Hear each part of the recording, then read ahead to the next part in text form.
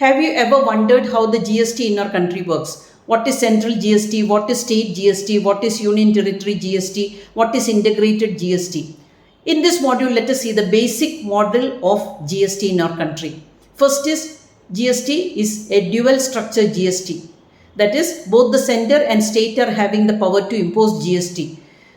That is, we got the right through the amendment of the Constitution. 101st Amendment Act 2016 is giving the power for center and state to impose GST on goods and services.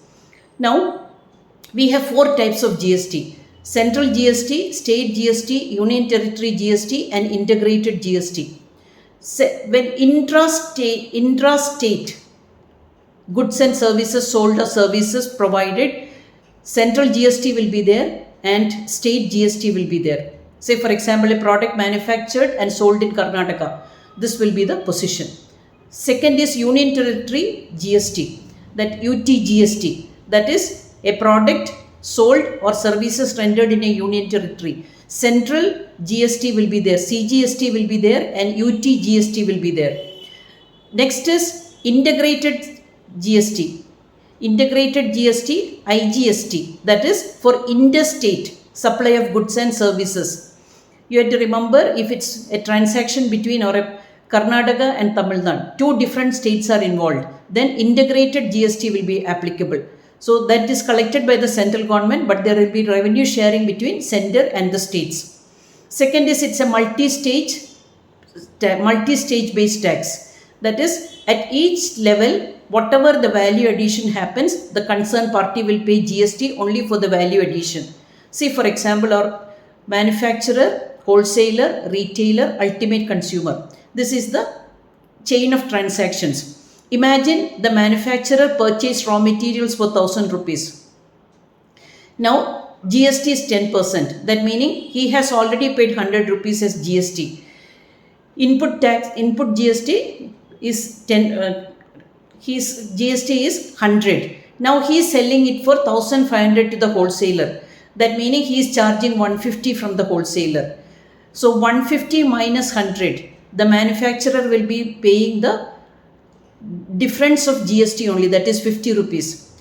Now the wholesaler, he has already paid 1,500 plus 150 as GST. Now he is selling it to retailer for 2,000. So 2,000 plus 200 GST. That meaning 200 minus 150, the wholesaler is paying only 50. For the value addition is 500.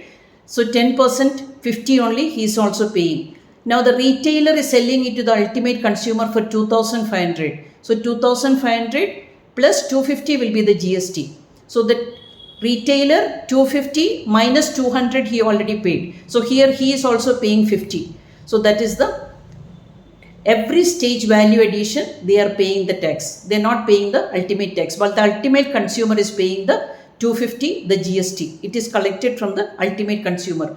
Now we have to remember the next point, that is a destination based tax. Wherever goods are sold or consumed or services are rendered, there only the GST will be collected. A product manufactured in Maharashtra but sold in Karnataka, GST will be collected in Karnataka.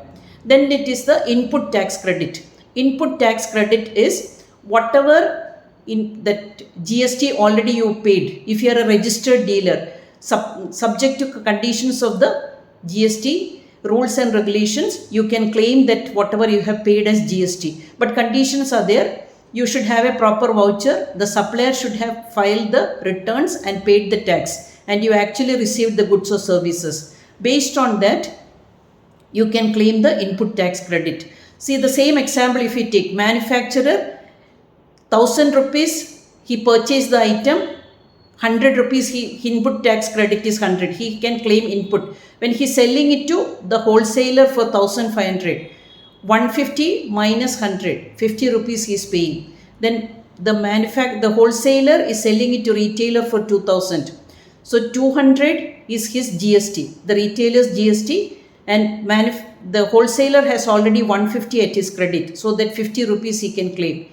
Retailer is selling it to the ultimate consumer for 2,500. So here also he has already paid 200 GST. Now the new GST 250. So he is paying only 50. but the ultimate consumer is paying 250 as the GST. He cannot claim it from anybody. So basic features, if you see the GST, the dual tax structure, the at every stage of value addition GST is paid, the destination based tax and the input tax credit. These are the basic features of GST.